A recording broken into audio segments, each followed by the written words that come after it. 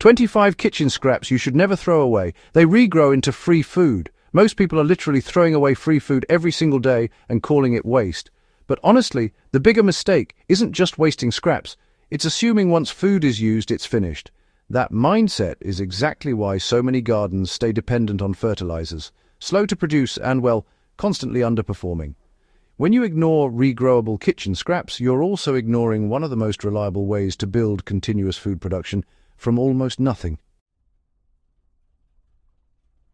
And there's another hidden problem. Most gardeners don't even realize they're damaging soil life while trying to improve it. They compost poorly, store scraps badly, or let organic waste rot in ways that attract pests instead of building biology. That's where small systems matter more than people think. In my own setup, I always keep a simple countertop compost system running, using the OXO Good Grips Easy Clean compost bin.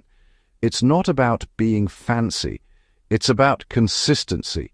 It keeps scraps clean, contained, and ready for reuse without turning your kitchen into a mess or losing valuable material. I'll leave the exact one I use in the description if you want to check it out. Small habits like that decide whether your scraps become waste or food. Now, let's get into something most people overlook completely. Kitchen scraps aren't trash, they're regeneration material. The mistake that stops people from ever seeing regrowth. People assume regrowing food is complicated or only works for special plants. That's wrong. The real issue is how scraps are handled after cooking or meal prep.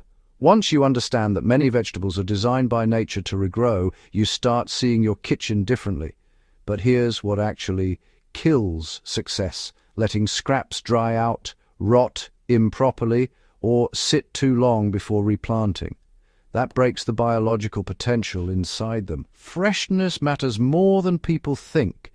And I'll show you exactly which scraps still hold full regrowth power and how to use them properly so they actually work.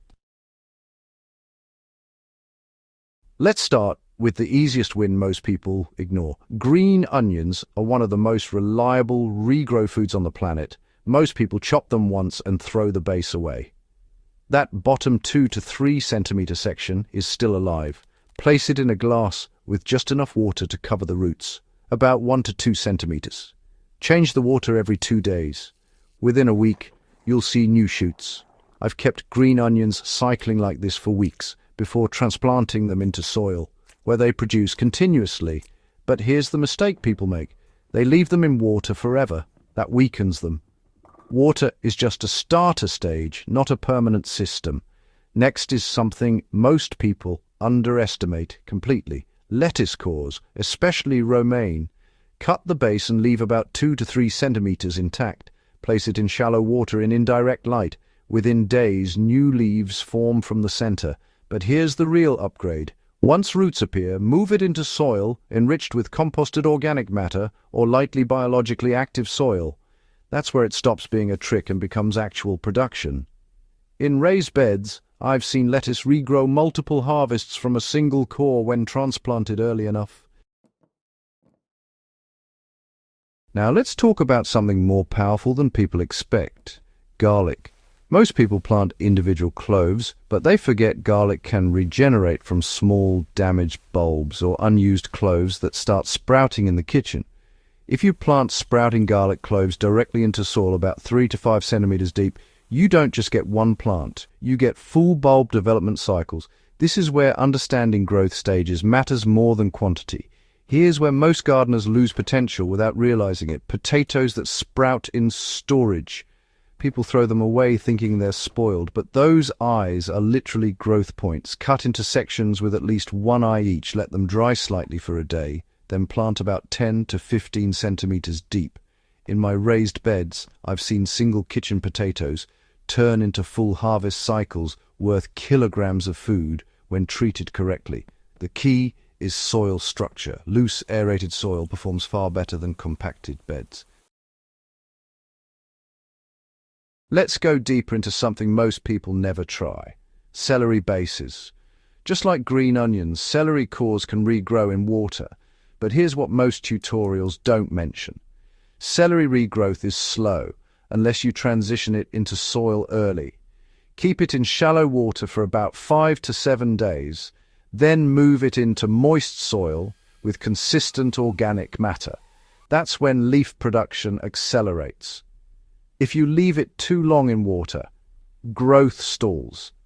That's a common failure point. Now here's a category people completely ignore. Herb stems, coriander, basil, mint, and parsley stems can all be propagated from cuttings if handled correctly. Strip lower leaves, place stems in water for about a week until roots form, then transplant into soil. But here's the mistake. People use old, stressed stems. Fresh matter gives significantly better success rates. This is where kitchen timing becomes critical. Why soil biology still matters even in regrowth systems. Even though we're talking about regrowing food, soil is still the final destination. Without active soil biology, transplanted scraps struggle to mature. That's why composted organic matter and microbial activity matter more than chemical fertilizers in these systems. You're not just growing plants, you're rebuilding life cycles. And this is where most traditional gardening advice falls short. It focuses on feeding plants instead of feeding systems. Now let's talk about something almost nobody uses correctly. Carrot tops.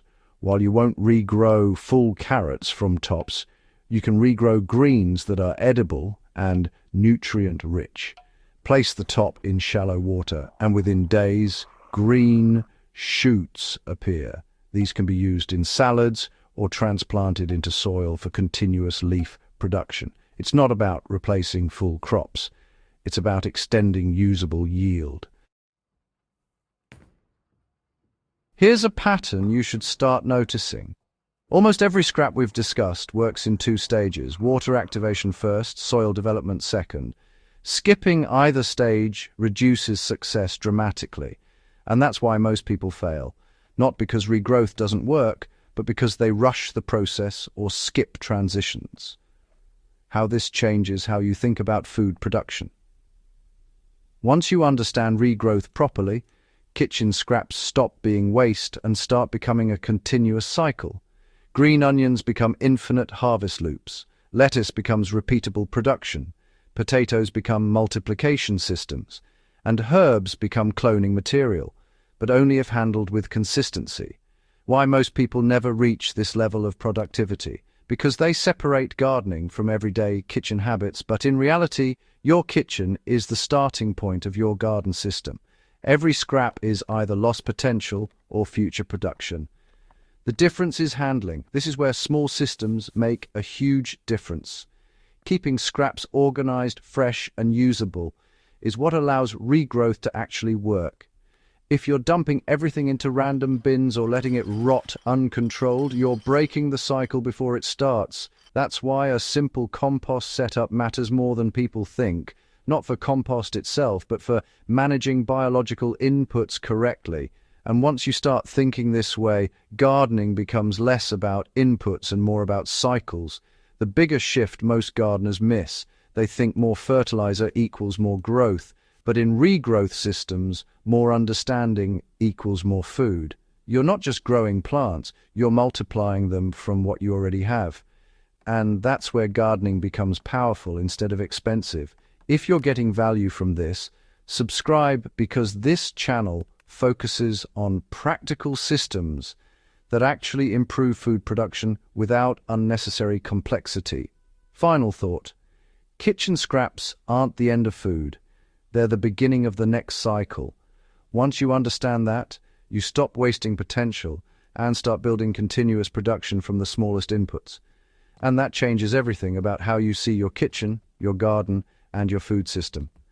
Try a few of these methods consistently, and you'll start noticing something simple but powerful. Food doesn't always have to start from seed. Sometimes it starts from what you were about to throw away. If this helped shift your perspective, share it with someone still throwing away their future harvests.